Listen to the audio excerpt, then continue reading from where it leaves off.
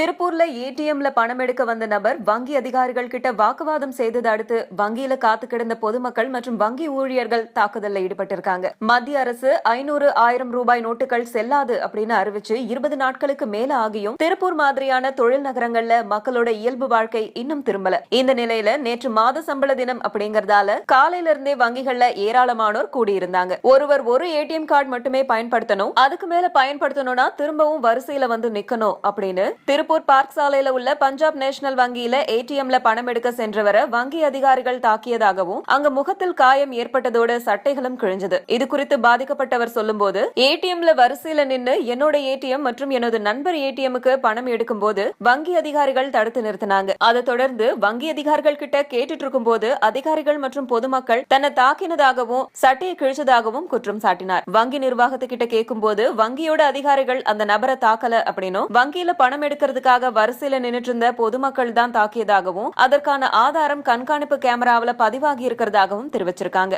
வங்கியில நடந்த இந்த சம்பவத்தால அந்த பகுதியில பெரும் பரபரப்பு ஏற்பட்டுச்சு.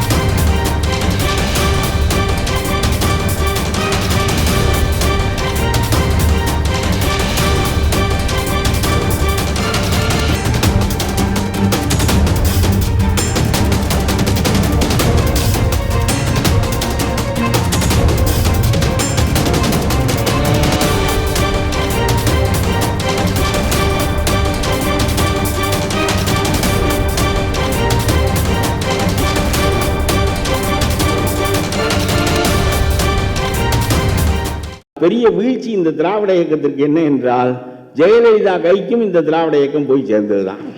நான் ஒரு கட்டத்தில் நினைத்தேன், அங்கே இருக்கிற போது இந்த அம்மாளை திராவிட இயக்கம் ஈர்த்திருக்கிறது என்று சொன்னால், உறிஞ்சி இருக்கிறது என்று சொன்னால், அது திராவிட இயக்கத்தின் வலிமையை தானே காட்டுகிறது என்று நான் நினைத்தேன்.